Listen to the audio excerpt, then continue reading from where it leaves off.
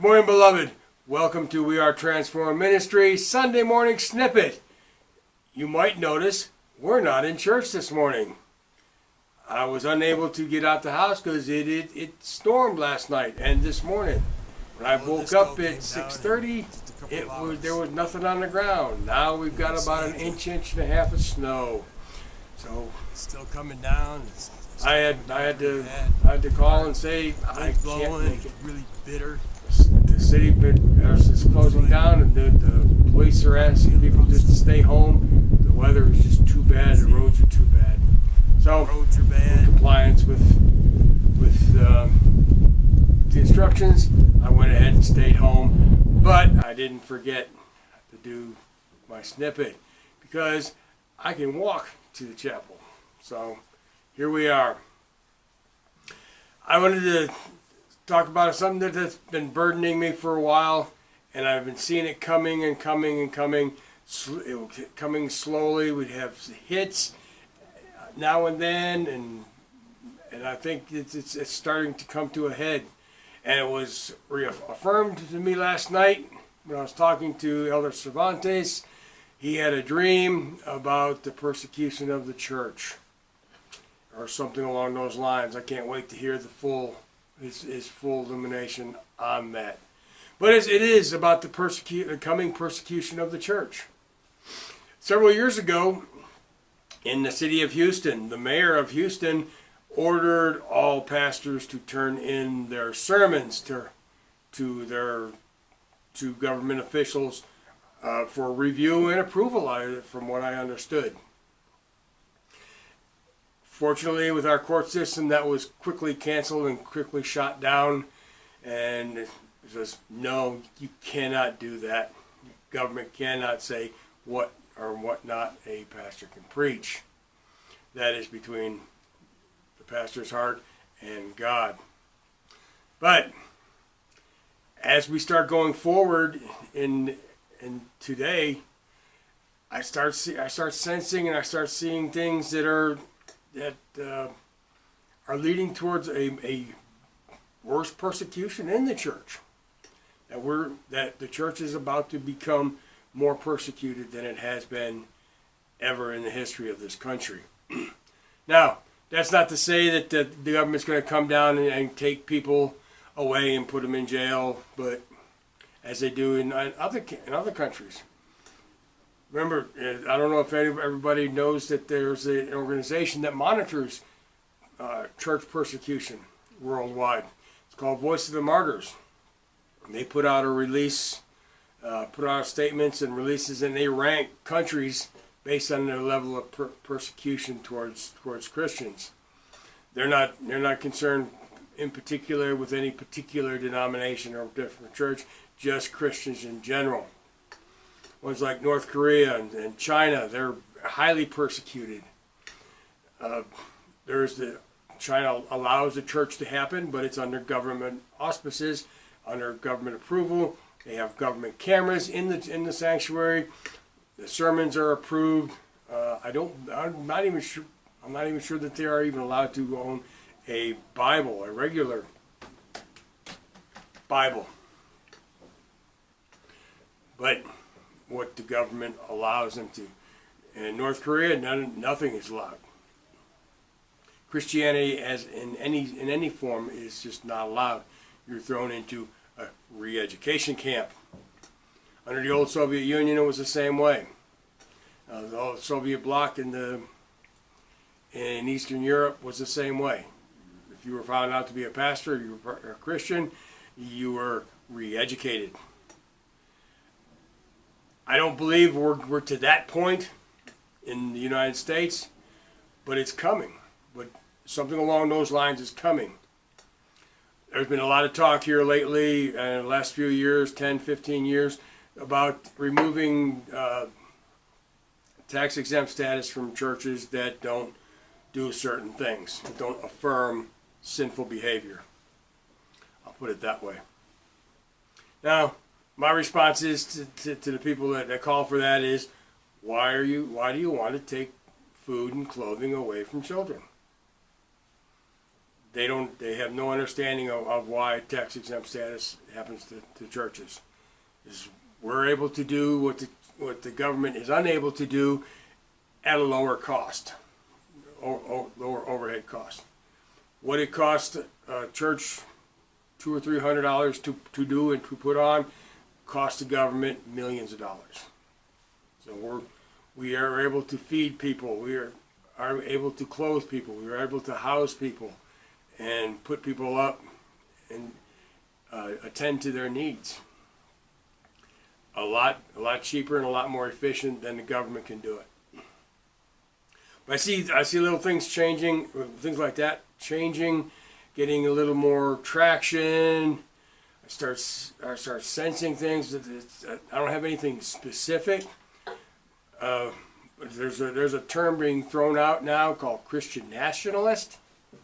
That is somehow a derogatory term towards Christians that believe in the sanctity of life, as in they're against abortion. We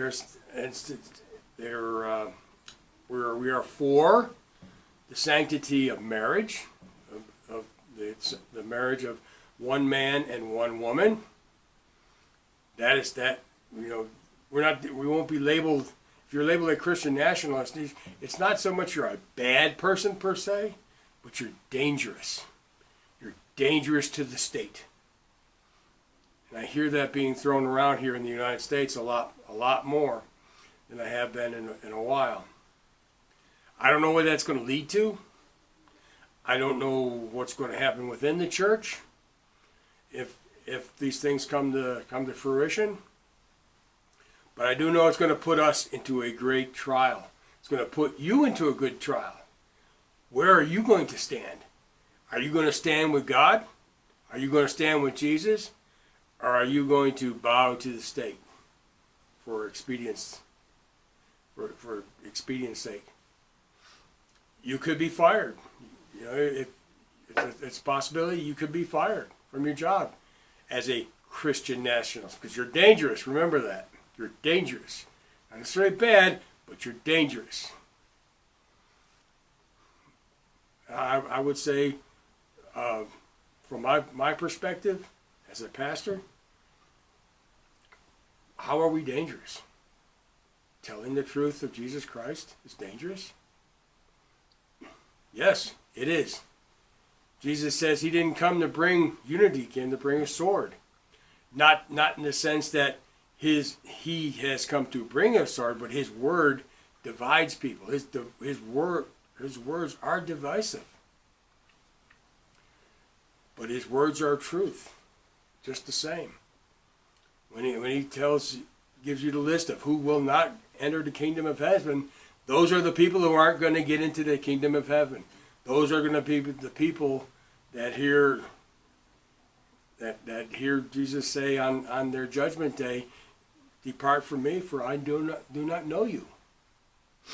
And in that statement, he's not talking to unbelievers, because they don't do things in Jesus' name. They don't cast out demons. They don't heal. They don't prophesy in Jesus' name. He's talking about Christians in the church, professing Christians that are not being faithful. They're bowing to the whims of the culture, of the world.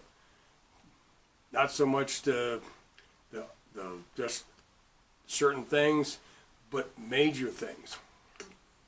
The affirmation of the virgin birth, the death and resurrection of Christ, and all of these things that are core to our faith. Reaffirming the Bible. We can't affirm sinful behavior. We can love those who do that. We can tell the people the truth about their sins, and we should, and we're supposed to.